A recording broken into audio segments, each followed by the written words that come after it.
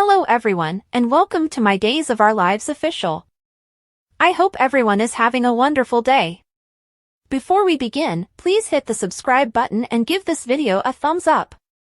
Joy called to check on Alex as he was getting ready for a family meal. You have to calm down about this. I will not say anything to Chanel. Not a word about Johnny, Alex reassured Joy. Stephanie knocked on the door after making the phone call. I just wanted to stop by and say Happy Turkey Day, Stephanie added. Stephanie served Alex a bowl of homemade turkey noodle soup to make him feel better. Alex praised Stephanie for her thoughtful gift. I am not disrupting anything, am I? I know Joy was with you yesterday, Stephanie stated. Alex claimed that Joy had stopped over to run lines, and he had felt ill while she was in his flat. Sounds like you've got a new friend, Stephanie added. Alex informed Stephanie that he was feeling better. Stephanie stated that she was grateful about the holiday since it would give her time to prepare a response to all of the PR concerns. It's good I'll have the extra time because I was crazy enough to take on a new client yesterday, Stephanie told me. Who's the lucky new client? Alex asked. Stephanie mentioned that Philip had employed her. Now, why would Philip need a PR rep? Alex asked. Stephanie stated that Philip sought her assistance in his battle for control of Titan, which was his birthright. Uncle Vic, he made his wishes crystal clear, Alex argued. Stephanie informed Alex about Philip's letter from Victor, which claimed that if Philip had not been assumed dead, Victor would have designated him Titan's heir. But he didn't, Alex replied. So you're on Team Xander? Stephanie asked. Alex shook his head, no. Love General Hospital, B&B, Days, or other soap operas? Join the debate on our SC forums. Click here to interact with fans and participate in debates immediately. I'm on Team Sanity. Xander is the heir, period, Alex stated. Alex questioned Stephanie's decision to take the position.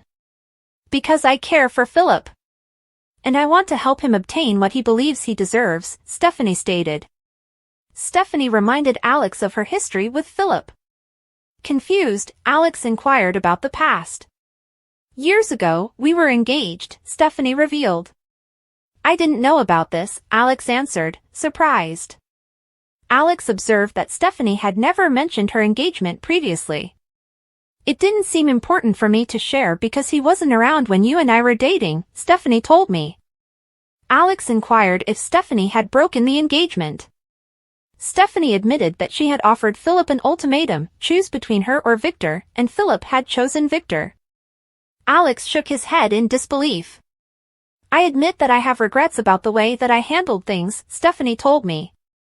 Are you trying to get back with this guy? Alex asked.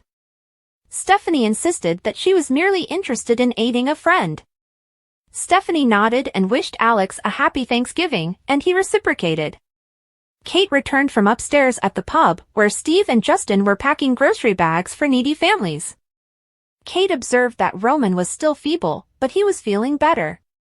I know that Hattie has always been somewhat unstable, but do you really think she would try and poison the cast and crew of Body and Soul? Justin inquired. She's done a lot crazier things, Kate responded. Philip was in his room at the Salem Inn when Vivian called from Statesville. Philip reluctantly took the call. I'm sorry I haven't been able to visit you, Vivian, but things have been very busy here on my end, what with the Titan situation, Philip said her. Vivian reminded Philip that she fabricated the letter. Philip promised Vivian that she would still receive her share of the fortune. There was a knock at the door, so Philip quickly ended the call. Kate stood at the door, wishing Philip a happy Thanksgiving. Not so happy for me, actually, Philip countered. Let me guess. You heard from Vivian, Kate speculated. Kate claimed she had not accepted Vivian's call. You can't ignore her calls indefinitely. She's a part of this whether we like it or not, Philip explained. I think she'll get what she deserves, Kate added. Philip reminded Kate that Vivian could inform the police about his involvement in the forgery. I'll get 25 to life right alongside her, Philip mumbled. I really wish you hadn't gotten involved with this wretched woman again, she replied. Philip agreed. But too late now, Philippe yelled. Philip stated that their only alternative was to drag Vivian along during the court proceedings. Kate warned Philip that Victor's true intentions supported Xander. I understand. That's why I brought in reinforcements, Philip explained. Kate was curious about Philip's proposal. Philip told her about his PR strategy for influencing public opinion. I see the angle. Prodigal son returns to face an invader with a criminal record. At the absolute least, Xander will have to strike a bargain, Kate stated. I am not interested in a deal, Mom. I am the genuine heir to the Kiriakis' riches. Titan was always supposed to be mine, and it will be, Philip insisted. Kate wished Philip success, although she expressed anxiety about his relationship with Stephanie. When Philip informed Kate that the relationship was over, she addressed Chloe. Philip moaned. The only reason you weren't in Victor's will is because of your obsession with Chloe, Kate told her. Chloe and I are done. That period of my life is over. We tried, but we couldn't get back what we had, Philip stated. Kate claimed that Philip was vulnerable. Stephanie is not interested in me, Philippe yelled. I know she isn't. She is intrigued in Alex.